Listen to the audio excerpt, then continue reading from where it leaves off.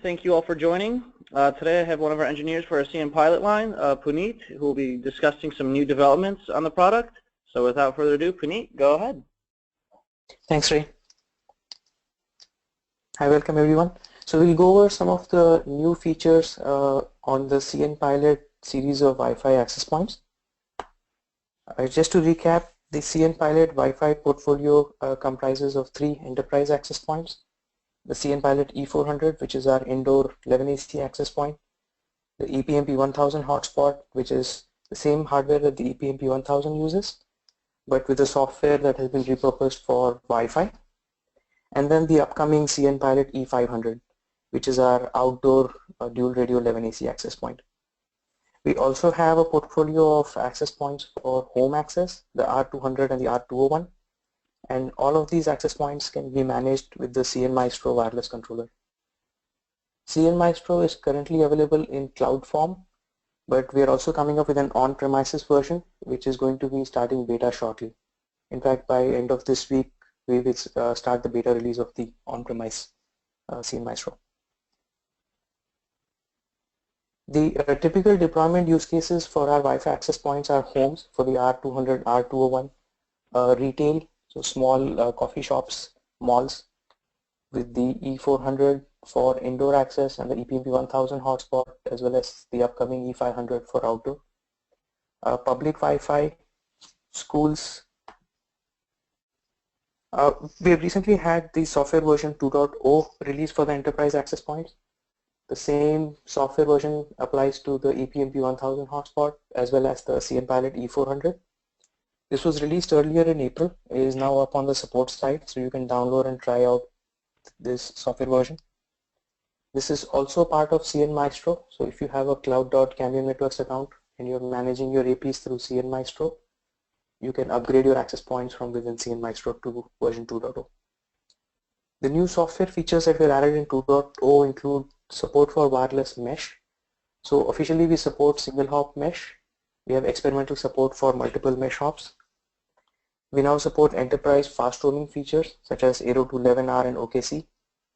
We also support band steering on access points that are dual radio, so on the E400. This will also be supported on E500 as soon as the E500 product launches. We have expanded our support for SNMP on these devices. So until version 1.6.1, which was our last release, SNMP support was limited to primarily discovery of the device and basic parameters over MIB2. We have now added a number of Cambium MIBs, which allow you to manage and collect statistics of these access points. There have also been some enhancements to the GUI. We had a lot of feedback where some of our GUI screens needed refreshing for the statistics to be updated. So we'll go over all of these features in detail over the next few slides. 2.0 also has various bug fixes that have been rolled up since 1.6.1.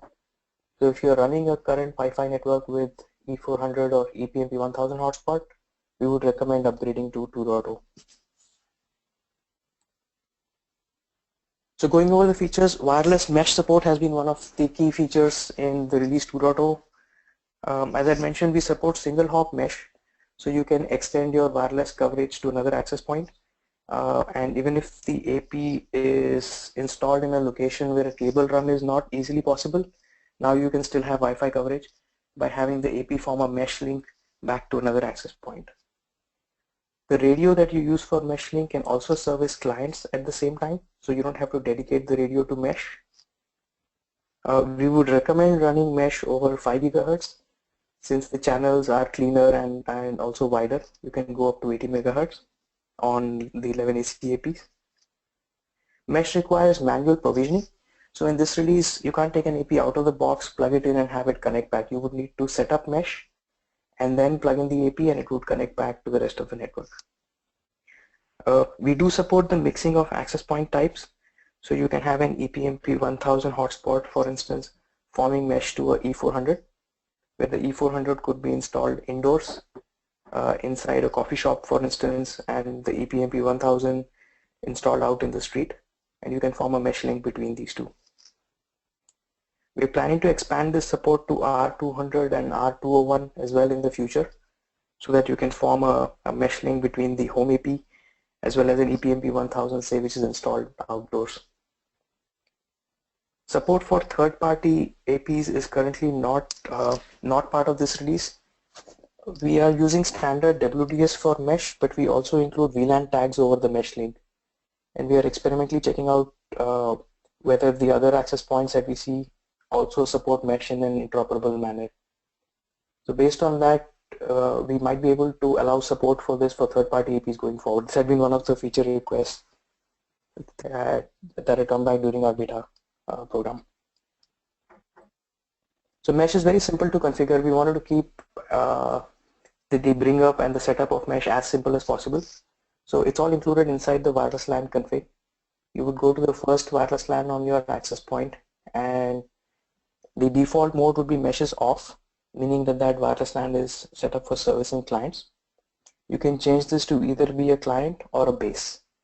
If you change this to a client, then the radio would come up and scan for a base radio to connect to.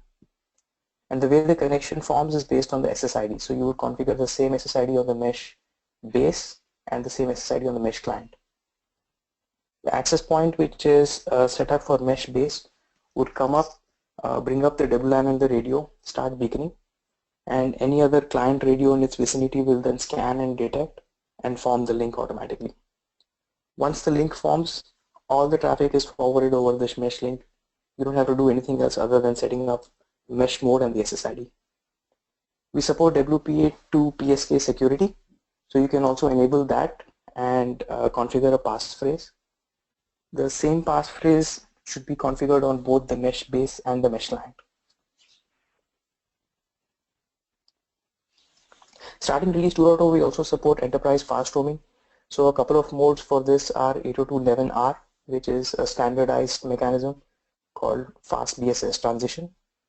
This is supported by all the newer mobile devices such as iPhones and Androids, the newer Samsung Galaxies.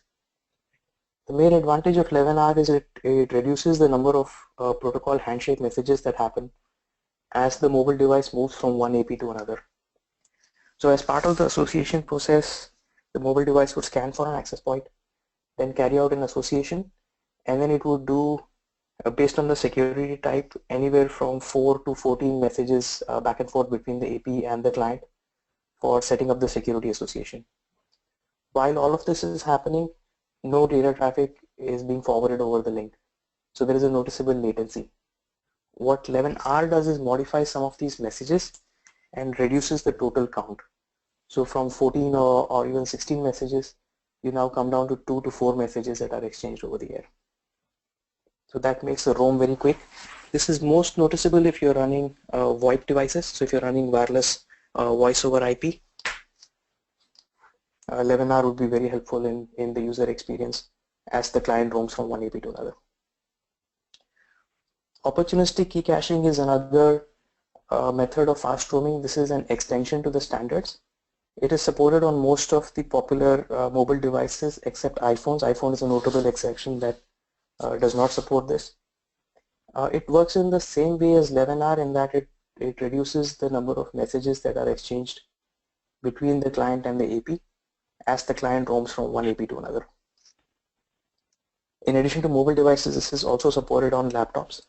So if you're running WPA2 Enterprise, we would recommend that you enable opportunistic key caching and 802.11r based on your client type. So there have been interoperability issues with 802.11r and very old phones and laptops. So one point of caution with 11R is if you do see clients that don't connect once you enable 11R, you should look for older, if you have any older clients, look for either driver updates or disable 11R while you still have the older clients on your network.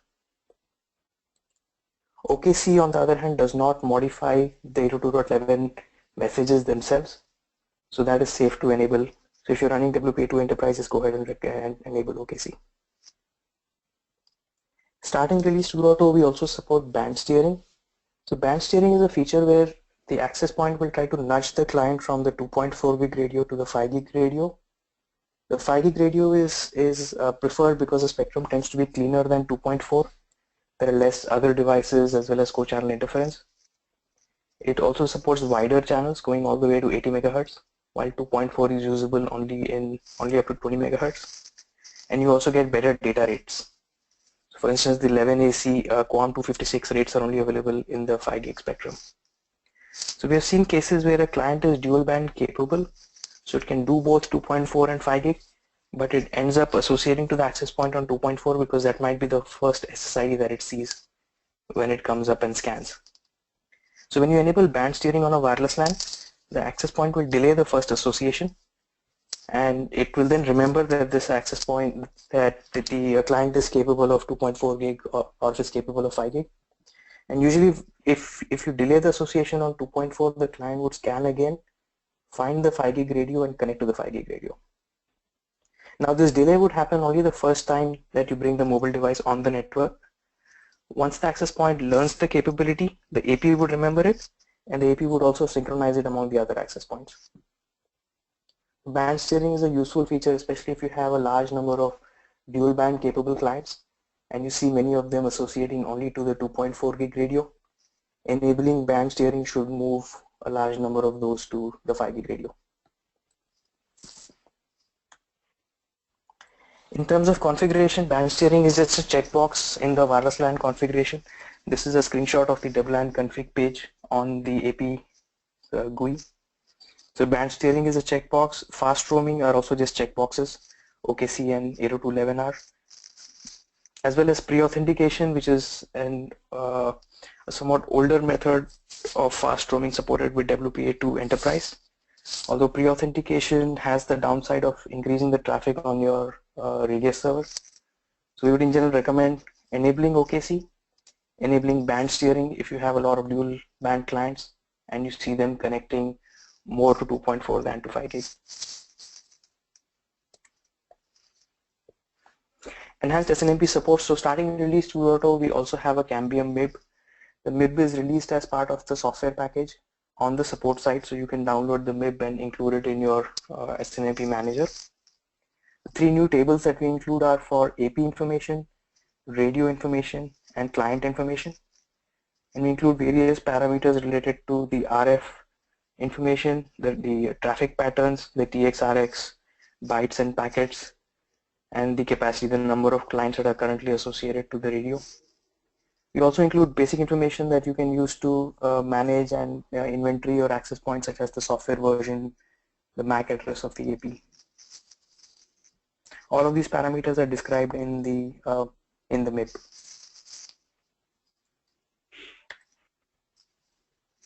There have also been some enhancements to the onboard GUI. We had a request to have an option to do auto refresh.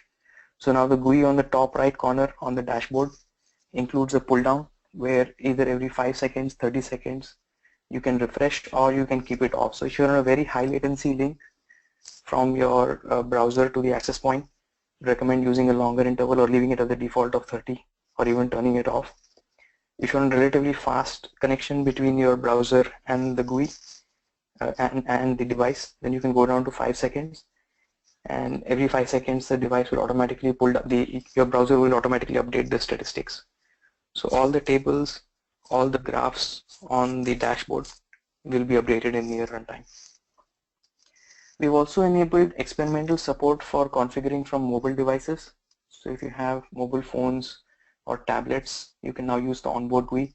More extensive support for this is coming in our 3.0 release later in Q2. A sneak peek at some of the other features that will be supported on the enterprise access point over the next couple of months. We're adding support for Hotspot 2.0. So Hotspot 2.0, also known as Passpoint, is useful on carrier networks. It gives a phone-like roaming experience over Wi-Fi. So if you go to a coffee shop and your coffee shop already has a roaming agreement with your mobile phone provider, AT&T or Verizon, Sprint has been a large proponent of Hotspot 2.0. Your phone would automatically connect. You wouldn't have to scan for the SSID, figure out which is the right SSID, and then connect to that to get Wi-Fi access. So we're going to be adding support for Hotspot 2.0 over the next couple of months. We're also adding support on the device side for the on-premise, the NOC version of cnMaestro. cnMaestro again is currently in cloud, but we are starting beta of the NOC version now, basically later this week. And we're planning to enhance our mesh capabilities, where instead of requiring the mesh APs to be configured offline and then provisioned and installed, you could take an access point out of the box, have it plugged into your network, and it would form a mesh link back to the rest of your network, and you can connect and configure the access point. So that was an update on the enterprise series. We are also updating the residential and small business, the R200 and R201 access points with the software version 4.3, which is going to be releasing in June. 4.3 includes support for IPv6. It also adds support for encryption of passwords in the configuration file. So the passwords that show up, for example, for WPA, PSK, they show up in clear text today in the configuration file. So if you export the config, you can view the passwords. The enterprise access points already had a feature where this password was encrypted. We've had a feature request to add this onto the R series. So that feature is coming out in 4.3. We've also had region-specific regulatory fixes, primarily for Australia and New Zealand, which were part of a maintenance release 4.2.2. Those are also being rolled into the 4.3. And we have various bug fixes in traffic forwarding as well as voice on the SIP side in version 4.3. From a hardware perspective, cnPilot E500 would be releasing in Q2. We are starting beta testing of this. This is our 11AC outdoor access point. It's built on the same platform as the E400, so it's a 2x2 11AC radio.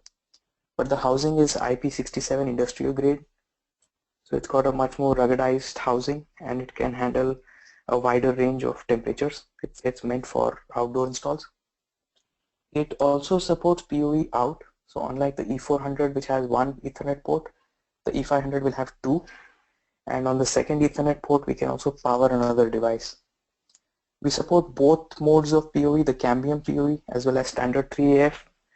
So you can power either a EPSM, for instance, or you can even power a device which uses standard 3AF, such as some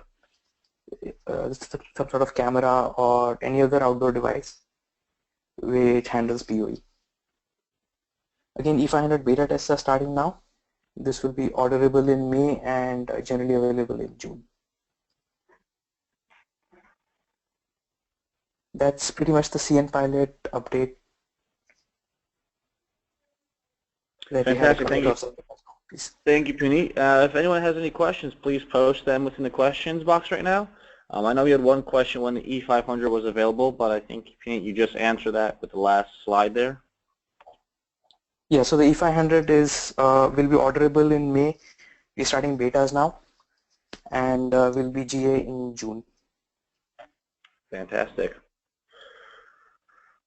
Well, Puneet, I think that's all we have, so thank you for that. I would recommend and highly suggest everyone to post on our Facebook page, Twitter, LinkedIn, look at our YouTube channel, and even post on our community forum, which we've been having a lot of traction. Majority of our engineers and team members constantly are on the forum looking at your comments, at your stories, any ideas you have, and a lot of times those are specifically implemented within software updates and are looked at when new products are being developed and so forth. So without further ado, I just want to thank everyone for joining. Puneet, thank you as well, and we'll see you soon.